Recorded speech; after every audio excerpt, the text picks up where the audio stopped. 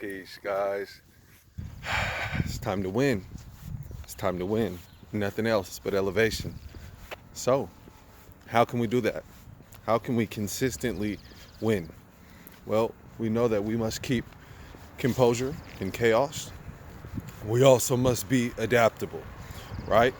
What else can we do to ensure that we consistently win, that we build sustainable championships in our life, right? Winners will. What can we do? The key to being adaptable and to keeping your composure, one of the keys is going to be care for your craft. What lane are you in that you're trying to win these monumental stages on? What area in life, in the world, in your existence, are you trying to get a victory in? In that area, should you be lying down hours upon hours in order to master that craft, in order to understand the ins and outs of that craft? Not just memorizing data or facts or history about that craft, but actually intimately, organically integrating with that craft, right? So, quick example. If you're an athlete or if you're a business person, right? Meetings are something that is going to give you and your team, right, more synergy, right? So that when you're out doing your separate jobs, when you're out doing your different pieces of the puzzle in order to get that full visualization together, that is going to take synchronicity. You're going to have to be in sync, right? How can you be in sync? By knowing everything that you have to know to the utmost degree about your lane, about your business practices, about the economy around it, about the office practices, about what's expected from you, from the client, and from your boss, or what you're expecting from your team and from the client. Okay? These are just base level ways to understand how to care for your craft, because once you understand those different areas, you're able, like second nature, able to respond because you're aware of each and every different aspect of your craft, right? Here's the next key. You have to be able to have such a high care for your craft that you are aware of the adjacent lanes around you. If we're on I-5 and we're going north, there's not only one lane, right?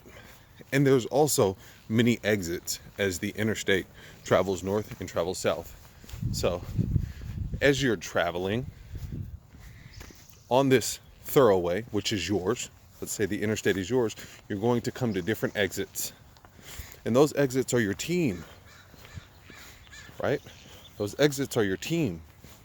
And if you know where those exits are going and when and where they meet up with you, why they meet up with you in those different areas, then you're able to maximize the route, right? In case there's an obstruction down the pathway, in case there's traffic ahead, in case there's a collision ahead, in case there's a closure ahead, right? You want to be able to take a different route so that you can still arrive at your destination without being delayed in overextensive amount of time, right?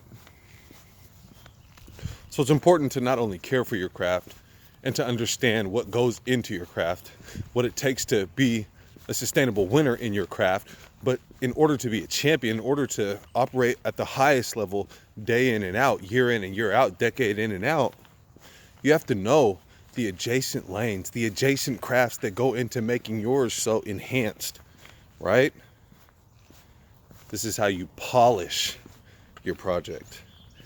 This is how you consistently put yourself at the top, at the pinnacle, because you're not just worried about A.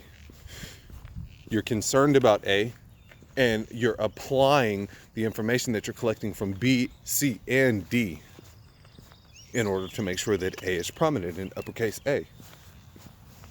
That's how you win. It's not really that difficult. It takes dedication, time, and care, right? You have to have a compassion. You have to be passionate, like deeply fired up about what you're doing. Because when it's gray outside, after a string of sunny days, Take this analogy. If it's gray outside after a string of sunny days, are you just gonna close the blinds and act like the world is not still spinning because it doesn't look the way you want it to look outside? You have to be able to put one foot in front of the other, and that's another key when you're aware of the adjacent crafts that go into making yours so spectacular, right? Because when you have a gray, bleak horizon over your direct craft or your lane, in those times specifically, the sun is shining somewhere else. So on the planet, we know that there's the hydrological cycle, right? We're orbiting as well as spinning on an axis, okay? Which means that there's not always sunlight on every piece of the planet. There's not always sun exposure on every piece of the planet, right?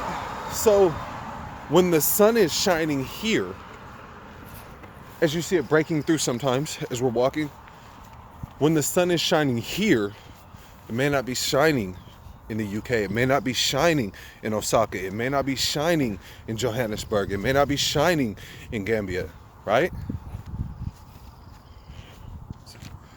Just like that. It's shining there and it's gray over there, right? So let's take that analogy and let's run with it. If the gray is the forecast of the day or the week or the season or the quarter or the year for your lane, what are you going to do in order to shift the clouds? What are you going to do to make sure that you can help the sunlight that is somewhere on the earth burn off that gray cover, burn off that extra cloud cover?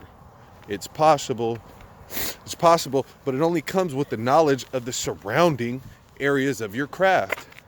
So if you're aware of the different industries, the different businesses, the different roles and responsibilities that go into making yourself elite because of the craft and the platform that you stand on, yes, that is when you will constantly have sunny days. That is when you'll constantly have sustainable success. And when you have sustainable success, you become a champion. And then you start to take the bucket out of the winner's well, and then you begin to fill other people's buckets. Yes, the victory can be yours. That good grassroots victory can be yours. You can win, and you can win day in and day out and day in again. Thus far, let's recap. Composure and chaos. How to be composed in chaos, right? You have to keep that character, that morality, that ability to think quickly. You've got to keep that sharp, right? It's key. That was number one. That was number one. Knowledge of self, right? We have to know ourselves in order to be aware of the situations that we're putting ourselves in. Are we going to come out successful or not? And then next, we must have the knowledge of the craft.